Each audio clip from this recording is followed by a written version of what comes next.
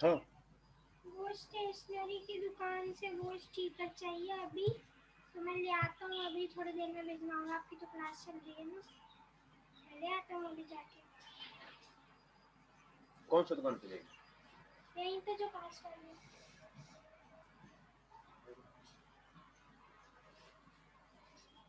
फिर नहाना पड़ेगा। तो आके ना ले लो।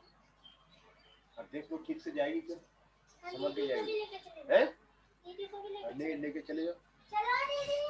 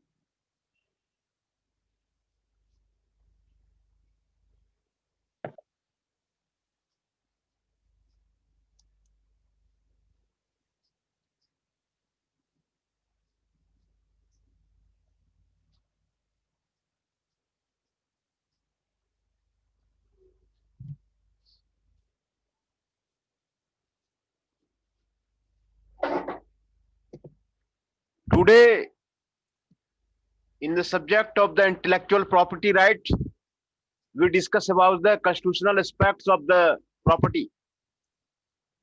Property definitions. Property is summarized as something owned by someone,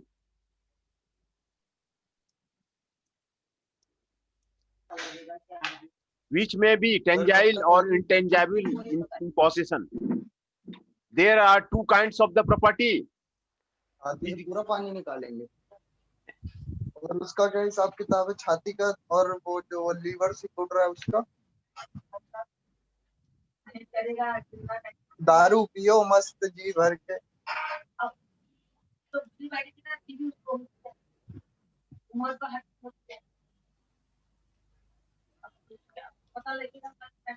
There are two kinds of the property, physical property and mental property.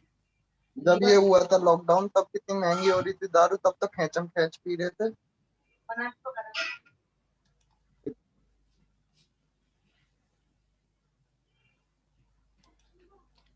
Two kinds of the property, physical property and mental property. These are also termed as a material property and abstract property. इसको material property और abstract property भी कहते हैं.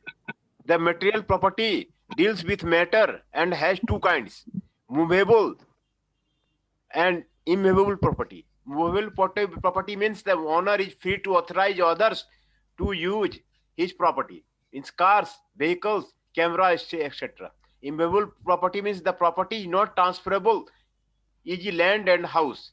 The abstract property deals with existence in thought rather than matter, intangible things rather than a concrete object. Intellectual property is abstract property which is nothing but human intellect and it is intangible, है ना। तो ये आपको property के बारे में आपको बता रहा है कि कितने तरह के प्रॉपर्टी होते हैं। मूवेबल प्रॉपर्टी है, इमूवेबल प्रॉपर्टी है, फिजिकल प्रॉपर्टी है, मेंटल प्रॉपर्टी है, उसी को अब ये बता रहा है। और इंटेलेक्चुअल प्रॉपर्टी पहले ही आपको बताया थे कि ये एब्स्ट्रैक्ट प्रॉपर्टी है, ये आपको इंटेंजाइबल इन नेचर है। जो कैरेक्टरिस्टिक्स ऑफ द प्रॉपर्टी है, the main characteristics of the property are right to possess, right to own, right to peaceful use, right to transfer. Right to possess, right to own, right to peaceful use, right to transfer. These are the main characteristics of the property are there, है ना। तो constitutional aspects of the property, the constitutional aspects of the property in India have come full circle.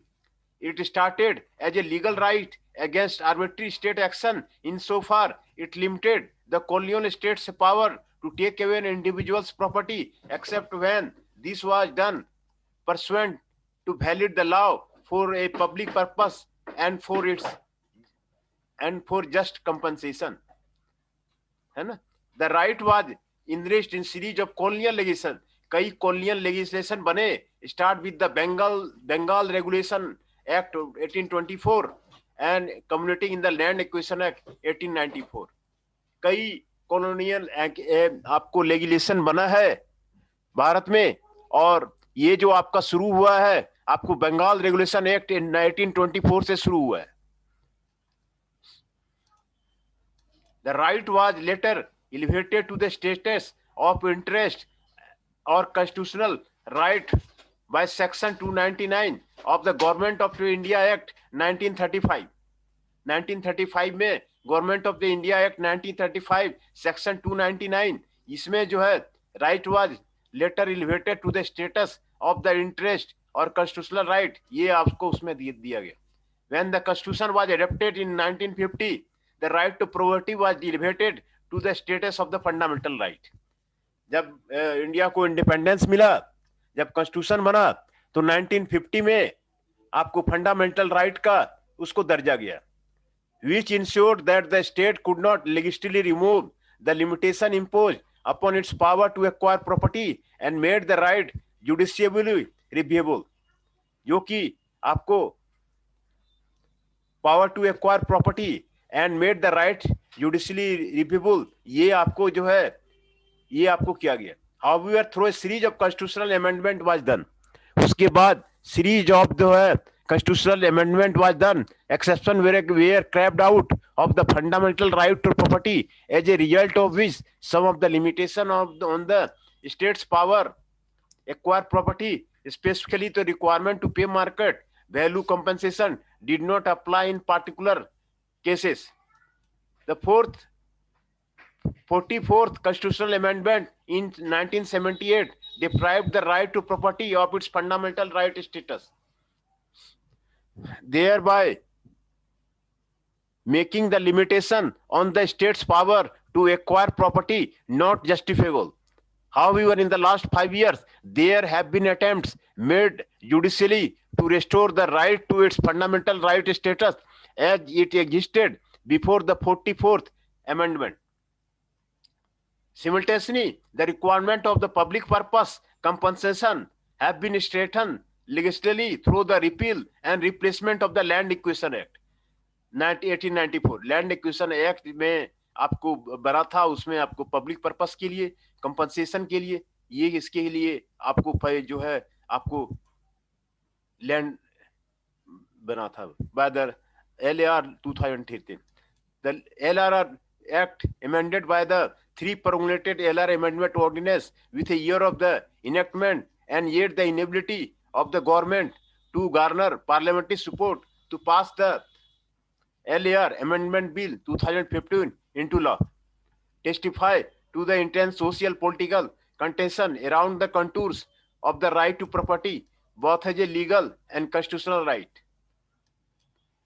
Importantly, however, the trajectory of the right to property in the Constitution, as seen from the drafting of the original Constitution property clause and its evolution through judicial interpretation, legislation, and constitutional amendment, demonstrates the India's state's continual attempt to reshape property relations in society to achieve its goal of economic development and social distribution. Each iteration of the property clause favored property right of certain groups and weakened those of others, and was the product of intense contention between competing groups that used both the legislature and judiciary to further their interest. Concomitantly, lurking behind the development of the Supreme Court's doctrinal jurisprudence is the court's fear of arbitration of a state action. Almost all of the property cases also involved is channeled on grounds of equality granted in Article 14. And in a majority of these cases, the impunged law was invalidated for violating the right to equality and not the right to property. This is not only evident in the agrarian reform case that led to the First, Fourth, and 17th Amendment to the Constitution, but is also a recurring theme in recent cases that have sought to judicially reinstate the fundamental right to property following its abolition by the Fourth Party Amendment, as well debates on the LRR Amendment Act. ये आपको article 14 का इसके साथ में constitution property का उसमें आपको हुआ था, and the only fundamental right ultimately abolished in 1978. Unlike other rights of the life, liberty, and equality that can be least theoretically be conceived as applying equally to all, the especially continuous nature of the right to property arises because the protection of property rights inevitably results in entrenching unequal distribution of existing property entitlement. In line with the tenets of democratic socialism, the Constituent Assembly sought to transition to the liberal democratic legal order with granted rights of the liberty, equality, and property, while simultaneously endeavoring to achieve social and economic transformation premised on land reform and distribution of the resources. However, the inherent contradiction between the conserving existing property rights and assuring in a more equalitarian society through redistribution of the land led to intense debate within the Constituent Assembly, ending in a uneasy compromise between the competing interests. As ultimately adopted, Article 19.1 of the Constitution granted to all citizens fundamental right to acquire, hold and dispose the property. Article 19 में जो है ये all citizen को fundamental right दिया गया तो acquire करने के लिए, होल्ड करने के लिए and dispose of the property.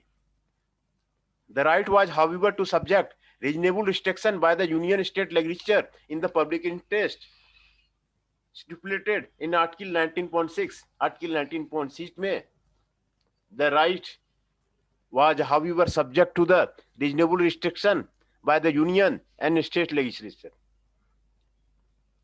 Moreover, Article 31 of the Constitution provided that any state acquisition of the property must only be upon enactment of a valued law for a public purpose and upon payment of compensation, certain laws were exempted from these requirement.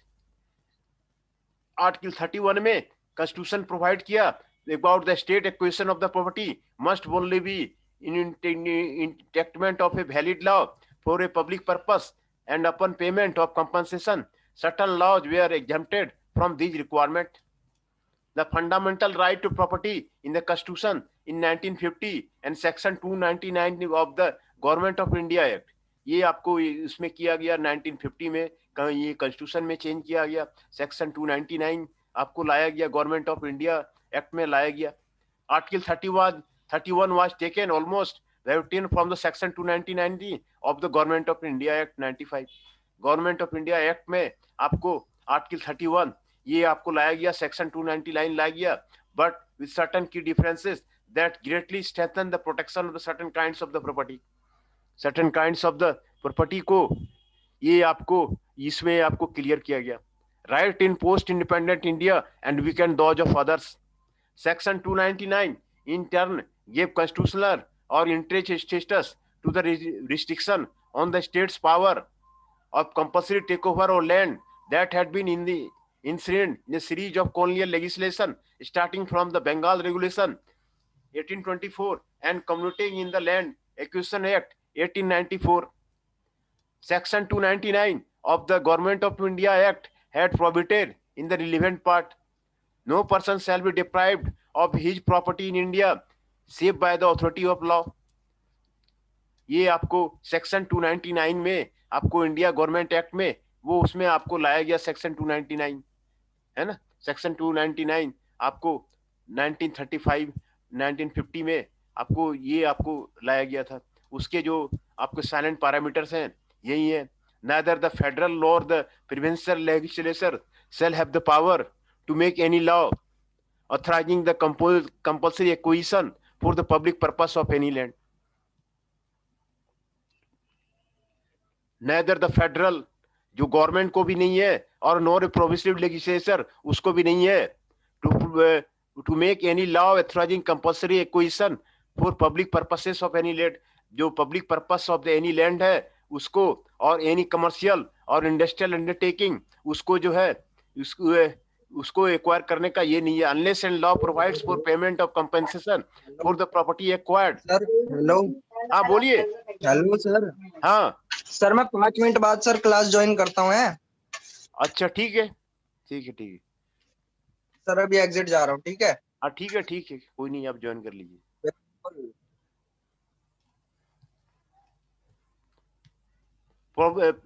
Public purposes of any land or any commercial or industrial undertaking unless the law provides for the payment of compensation for the property acquired and either fixes the amount of compensation or specifies the principle on which and the manner in which it is determined.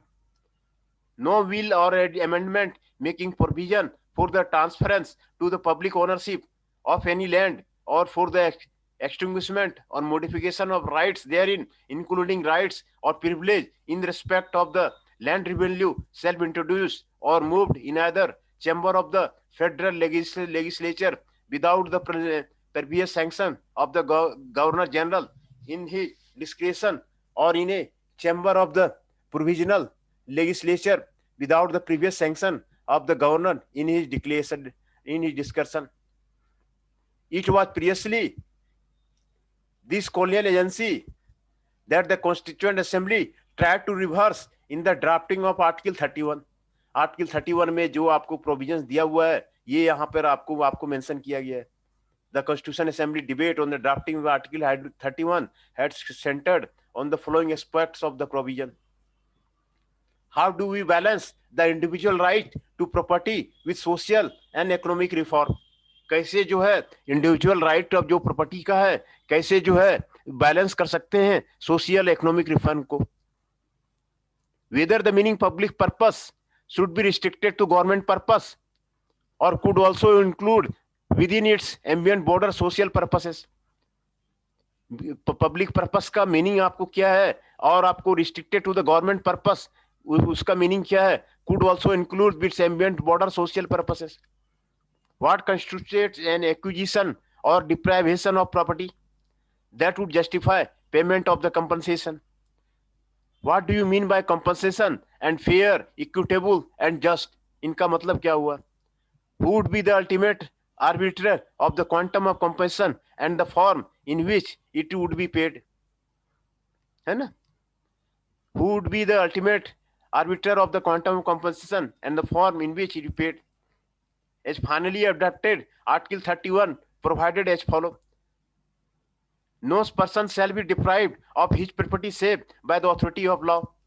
No property movable or immovable, including any interest in or any company owning any commercial or industrial taking, shall take possession of or acquired for public purposes under any law authorizing taking such possession or such acquisition, unless the law provides for compensation for the property taken, possession or acquired, and other fixes the amount of compensation or specify the principle on which and the manner in which the compensation is to be determined and given.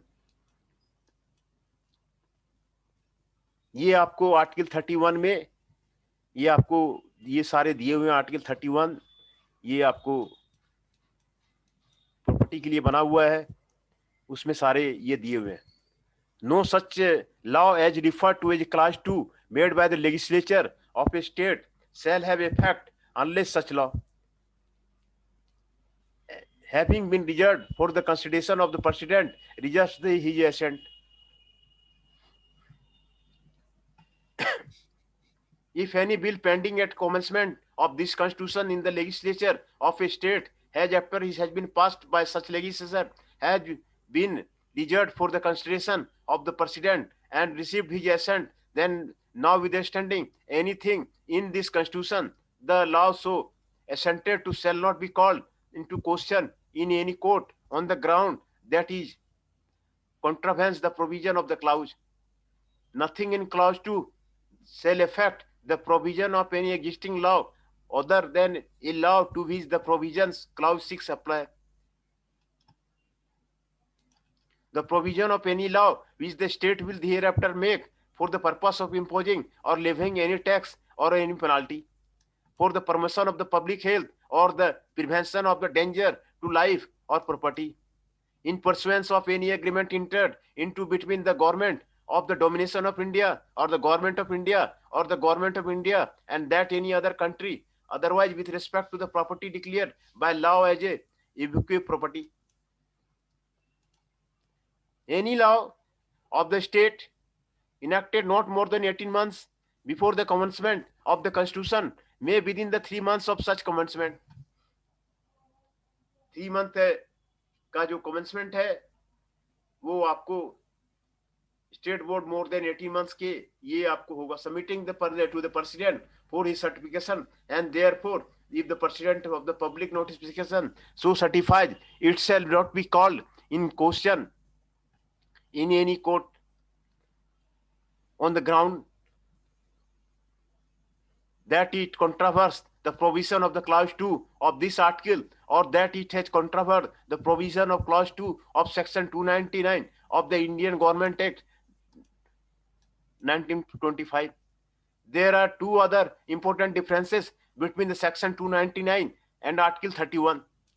आपको दो आपको important differences है, आपको ये आपको बताया हुआ है. First, article 35B, to which there was no corresponding provision in the Government of India Act 1905, enabled the state to make law for the protection of the public health or the prevention of danger of life or property, and stipulated that such law, even if the acquired or took possession of property within the clause 2, would be exempt from the requirement of the compensation contained in the clause. Zoning laws that limit construction on an individual owner's land property or laws requiring destruction of dangerous structure, for example of laws that would be saved by the clause 5B. Second, the inclusion of article 19 in the constitution for which there was no corresponding provision in the 1935 act meant that not only must be deprivation of the property take place after a validity enacted law, but the law must satisfy the requirements of article 1905 insofar it affected the property of a citizen. ये आपको दो difference आपको इसमें बताया हुआ है. For the very best outset there was a considerable legislation respect to the constitutional property clause, है ना. तो ये आपको दो डिफरेंस आपको बताया गया है सेक्शन 299 और आर्टिकल 31 में. Two important differences. फर्स्ट जो है article 31(5) to which there was no corresponding provision in the Government of India Act to make laws for the protection of public health or prevention of danger of life and property. Such law is acquired or to profession within the meaning of the clause 2. ये दिया गया है ना. Which would exempt from the requirement of the compensation contained in the clause. ये दिया गया. दूसरा, zoning laws that limit construction of an individual owner's land. Individual owner का लैंड या प्रॉपर्टी और laws which requiring destruction of dangerous structure are examples of the law that would be saved by the clause 5B. ये आपको दिया हुआ है. Second difference है the inclusion of article 19(1) in the constitution for which there was no corresponding provision in the 95 act meant that not only must be any deprivation of property take place after a validity enacted law, but the law must satisfy the requirement of the article 19(5) insofar as it affected the property of a citizen, है ना. दूसरा ये है कि जो inclusion of article था 19(1) था in the constitution था for which there was no corresponding provision in the 1935 act means that not only must any deprivation of the property take place after a validity enacted law, है ना. ये difference था. The inclusion of the article 19(1) in the constitution for which there was no corresponding provision in the 95 act means that not only must any deprivation of property take place after a validity enacted law. ये उसमें difference है. But the law must be satisfied the requirement of the article 95 insofar as affected by the property of the citizen. ये उसमें आपको दिया हुआ है. Article 31 में आपको प्रॉपर्टी के बारे में आपको बताया गया है. सारा डिटेल आपको था आर्टिकल 31 का. आपको 5 यहाँ पर आपको दिया गया. 6 जो है आपको मेन इंपॉर्टेंट पॉइंट आपको आर्टिकल 31 का यहाँ पर आपको दिया गया है. No person shall be deprived of his property saved by the authority of law. किसी आदमी की प्रॉपर्टी को डिप्राइव नहीं किया जा सकता है, अथॉरिटी ऑफ लॉ कहता है ना. No person shall be deprived of his property. उसकी प्रॉपर्टी का उसको डिप्राइव नहीं किया जा सकता है किसी आदमी का, ये लॉ कहता है ना. नो प्रॉपर्टी मूवेबल और immovable including any interest in और company owning may be commercial or industrial taking shall be possession of or acquired for public purposes under any law authorizing the taking such possession or such acquisition unless the law provides for compensation for the property taken possession of or acquired and either fixes the amount of the compensation or specifies the principle on which and the manner in which the compensation is to be determined and given. No property जो है movable और immovable है ना, including any interest और any company owning any commercial और industrial undertaking, ये जो है पब्लिक पर्पसेस के लिए ऑथराइजिंग के लिए है ना. सच पोसेशन और such acquisition unless the law provides for compensation of the property takes possession और acquired either fixes the amount of compensation or specifies the principle on which and the manner in which compensation is to be determined and given. तीसरा कहता है no such law is referred in the clause 2 made by the legislature of a state shall effect unless such law having been reserved for the consideration of the President, receive his assent. If any bill pending at the commencement of this Constitution in the legislature of a state has, after it's been passed by such legislature, has been reserved for the consideration of the President.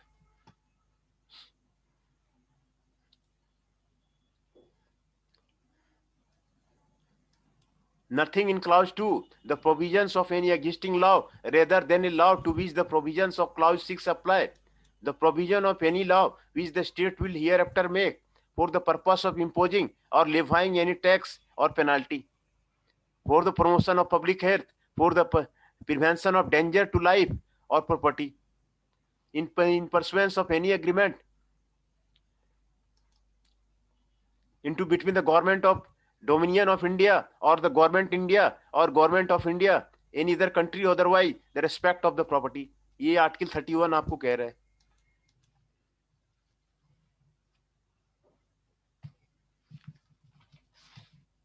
Attendance आपका ले ले पहले हम.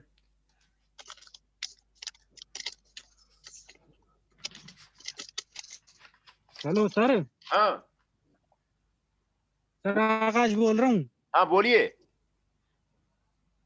Sir ये हिमांशु मेरे साथ है, अभी घर पे मेरे साथ साथ पढ़ रहे हैं. उसका नेट खत्म हो गया, आप उसकी भी अटेंडेंस लगा दो, बात कर लो सबसे. अच्छा बोलिए हिमांशु. सर लगा देना. हिमांशु पुंडीर. हिमांशु पुंडीर है कि नहीं, हिमांशु है? ये हिमांशु क्या नाम है इसका? हिमांशु है. 17 है हिमांशु. Roll number 17. हाँ, ये रोल ना सर. हाँ ठीक है ठीक है. Okay sir. यार आकाश पवार जी 03, अंकित शर्मा जी 6, गौरव कुमार जी 16, जितेंद्र राणा जी 23, हाँ सर, हाँ प्रेजेंट हूँ. Ankit Sharma ji 6, Gaurav Kumar ji 16, yes sir. राहुल जी 32, ऋषभ नायक जी 54,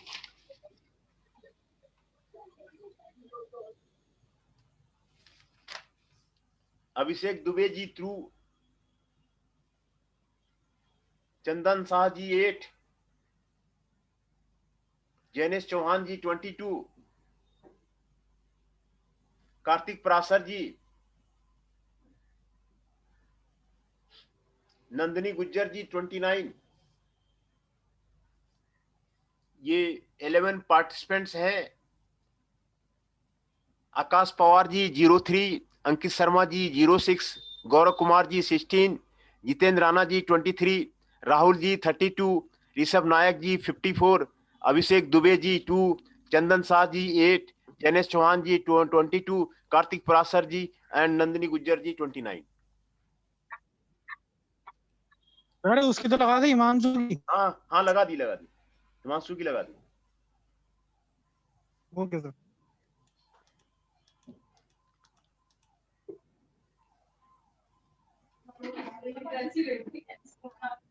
आर्टिकल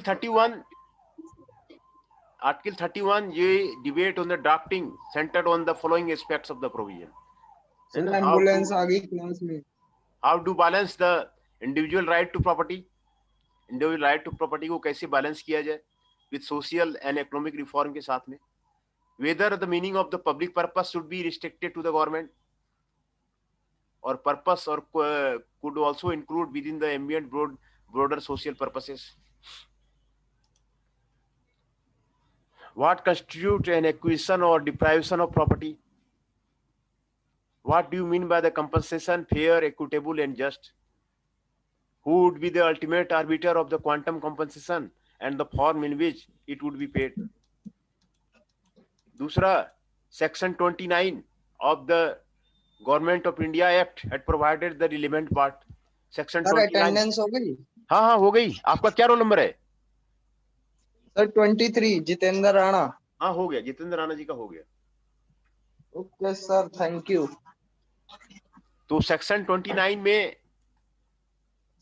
उसमें प्रोविजन दिया गया है, no person shall be deprived of his property in India set by the authority law.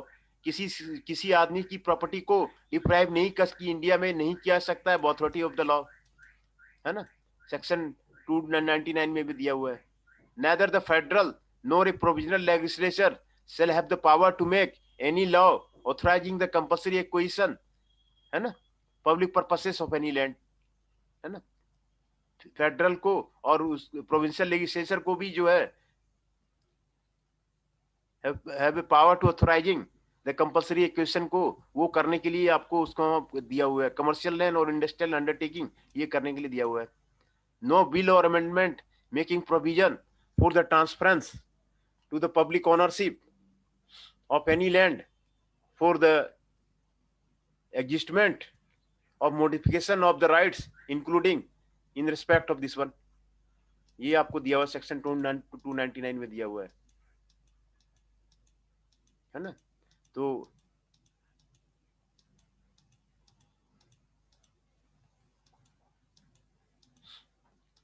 Property का मतलब यहाँ पे आपको बताया गया है, two kinds of the property है, फिजिकल प्रॉपर्टी है, मेंटल प्रॉपर्टी है, मटेरियल प्रॉपर्टी है, एब्स्ट्रैक्ट प्रॉपर्टी है, मूवेबल प्रॉपर्टी है, इमूवेबल प्रॉपर्टी है।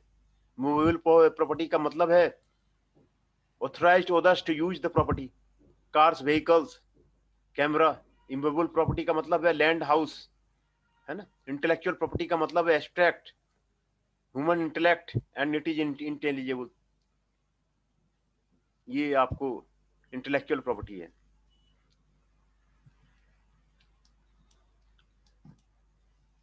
The main characteristics of the property are the right to possess, right to own, right to peaceful use, right to transfer, है ना। ये आपको characteristics of the property है। right to possess होना चाहिए, right to own है, right to peaceful use है, right to transfer है। ये आपको main characteristics of the property आ रहे हैं।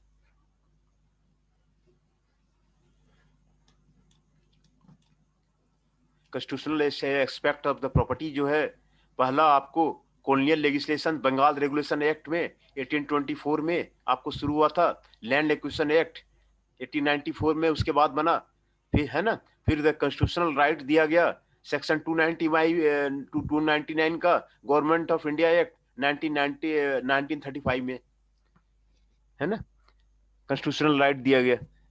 और फिर 1950 में आफ्टर द इंडिपेंडेंस इसको फंडामेंटल राइट दिया गया, है ना। Set the could legislatively remove the limitations imposed upon the acquire the renewable, ये आपको दिया गया, है ना। फोर्थ कॉन्स्टिट्यूशनल अमेंडमेंट 1978 में हुआ, इसमें deprive the right to property of its fundamental right status, thereby making the limitation on the state's power to acquire property not justifiable, ये दिया गया। लैंड एक्विजिशन एक्ट 1894 बना and parliamentary support to pass land amendment bill 2015 into law, ये आपको दिया गया।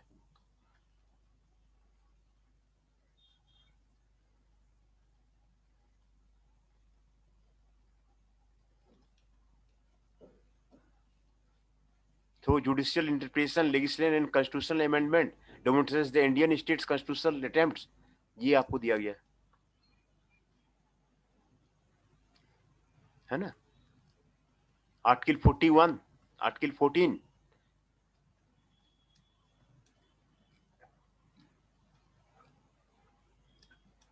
LRR act and LRR amendment bill, ये आपको दिया गया है।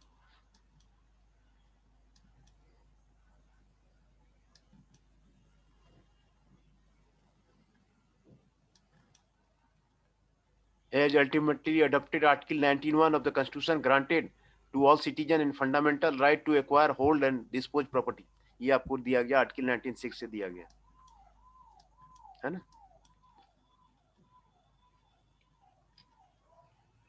Article 31 of the Constitution provided that any state acquisition of property must only be upon enactment of the valid law.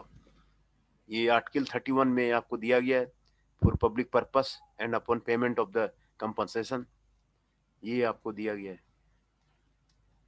Fundamental right of the constitution 1950 में section 299 के द्वारा जो है गवर्नमेंट ऑफ इंडिया एक्ट के द्वारा लाया गया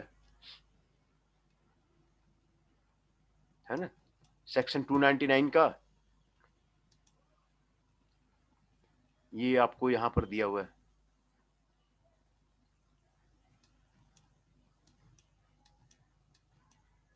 है ना, ये सेक्शन 299 का दिया हुआ है। फिर आर्टिकल 31 का, ये दो आर्टिकल मेनली आर्टिकल 31 और सेक्शन 299, ये जो है दो आपके प्रॉपर्टी रिलेटेड जो है